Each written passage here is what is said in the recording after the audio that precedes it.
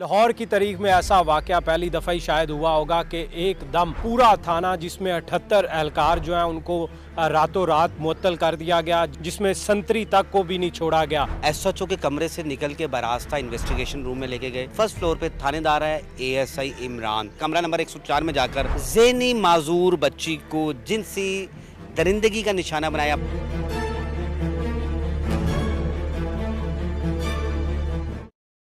बिस्मिल्लाहिर्रहमानिर्रहीम, अस्सलाम वालेकुम नाजरीन, मैं हूं नदीम खालिद। आप देख रहे हैं MYK न्यूज़।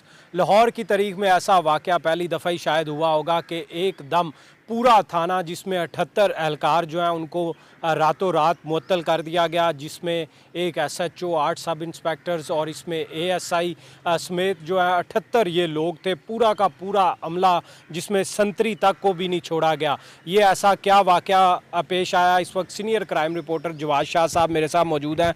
ये शायद तारीख का, लाहौर की तारीख का पहला ही वाक़या हो कि जिसमें संतरी से लेकर SHO तक तमाम का तमाम अमला जो है वो मुअत्तल कर दिया गया।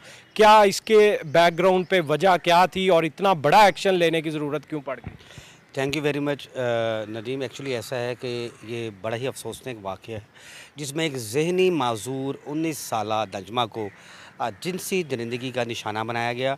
अच्छा, निशाना तो बनाया गया, ज़्यादती की गई, एक बड़ा ही कभी फेल अदा किया गया, लेकिन ये जहाँ पर इंसाफ फ़राहम किया जाता है, एसएचओ के कमरे से निकल के बरास्ता इन्वेस्टिगेशन रूम में लेके गए।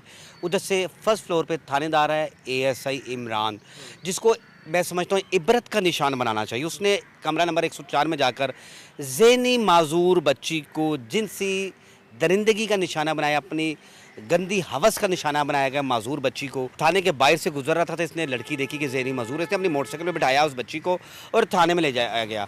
देखिए, वहाँ पर गेट पर बैठा हुआ जो संतरी है, ना उसने उसको रोका, ना पूछगिछ की कि इस खातून को कहाँ लेकर जा रहे हैं। कोई लेडी पुलिस एहलकार आपके साथ नहीं है। फिर एसएचओ का कमरा आता है जहाँ पर वो बुरजमान होते हैं, ना उसने पूछा। ये उसकी नाकिस हिकमत अमली है, नाकिस सुपरविजन है। एसएचओ कमरे में बैठता ही नहीं है। एसएचओ बैठता है बिहाइंड द रूम और एसएचओ अपने आप को डीआईजी समझकर उस थाने में बैठा हुआ है। जितनी दफ़ा भी साइलिन इसके घर वाले उधर गए हैं तो वो ये कहता है कि मैं इस चीज़ से लाइलिम हूँ, आप किसी और थाने में जाकर इस वकूए का मुकदमा दर्ज करवाएं। बच्ची या तो आपकी खुद चली गई है या किसी ने अगवा कर लिया है। अच्छा, इस एसएचओ के बारे में ये भी कहा जाता है कि ये एसएचओ कहता है कि डीआईजी ऑपरेशन फैसल कामरान मुझसे पूछकर एसएचओ लगाते हैं। तो ये तबीयत ही थोड़ी सी ख़राब थी इसकी। तो जब एसएचओ की तबीयत ख़राब हो तो फिर ऐसे जो हैं साने होते हैं, ये किसी सानिया से कम नहीं है कि 19 साल बच्ची, जवान बच्ची जिनसी दरिंदगी का निशाना बनाया गया। उस बच्ची के वालिदैन, उसके चचा, उसका भाई, उसका चचेरा भाई थाने में आया और 4 दफ़ा शिकायत की कि हमारी बच्ची को थाने में लेकर आया गया है और थाने में ऊपर किधर है वो। तो उसको जिनसी दरिंदगी का निशाना बनाया गया और जब उसको छोड़ा रात के अंधेरे में तो वो घर गई है, रोते हुए घर गई और घर पर जाकर उसने बताया कि मुझे एएसआई इमरान था ऊपर कमरे में, वो लेकर गया, उसने मुझे अपनी हवस का निशाना बनाया, जिस पर उसके घर वालों ने बड़ा वावेला मचाया, लेकिन एसओचओ ने उनकी एक भी ना सुनी। फिर वो गए हैं आला अफसरान के पास, जिस पर डीआईजी इन्वेस्टिगेशन ज़िशान रज़ा, मैं जो समझता हूँ मर्द मोमिन है, उन्होंने इनिशिएटिव लिया और उस एएसआई के ख़िलाफ़ तो कार्रवाई की। इंस्पेक्टर जो था इन्वेस्टिगेशन इंचार्ज, उसको भी चार्जशीट किया और जो एएसआई इमरान है उसको हवालात में बंद कर दिया।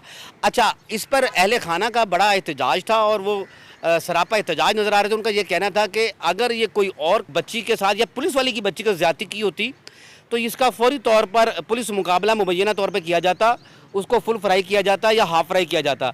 लेकिन इसके ऊपर एक 376 का मुकदमा दर्ज कर दिया गया और 155C का। इस केस को सीसीडी देखे, हम गरीबों की आवाज़ सीसीडी बने। मरियम नवाज़ साहिबा जो कहती हैं कि ख़वातीन बच्चे मेरी रेड लाइन है, तो क्या हमारी बच्ची उस रेड लाइन में नहीं आती?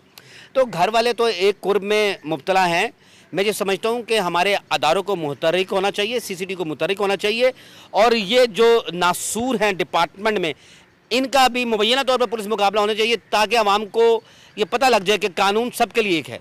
अच्छा, ये जो रपट सामने आई, ये रपट दर्ज करने का, ये इसके पीछे डीआईजी ऑपरेशंस खुद थाने गए थे, जाके उन्होंने वहाँ मालूम किया या उनके पास तमाम इंक्वायरी आई और उन्होंने उसके बाद ये फ़ैसला किया?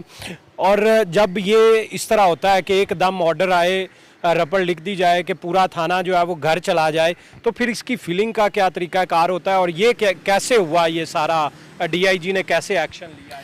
डीआईजी ऑपरेशंस को जब बात पता लगी तो उन्होंने सरप्राइज़ विजिट किया और उन्होंने थाने का एनवायरनमेंट देखा। ना तो यहाँ पे पूछगिछ करने वाला कोई है, एसएचओ सीट पर मौजूद नहीं है।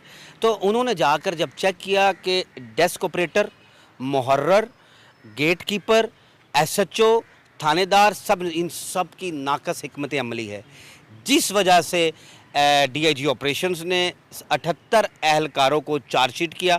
अब उनकी इंक्वायरी होगी और इंक्वायरी में अगर वो कसूरवार साबित हुए तो वो इंशाल्लाह इन फ्यूचर में कभी भी थाने में ऑपरेशन विंग में तैनात नहीं होंगे।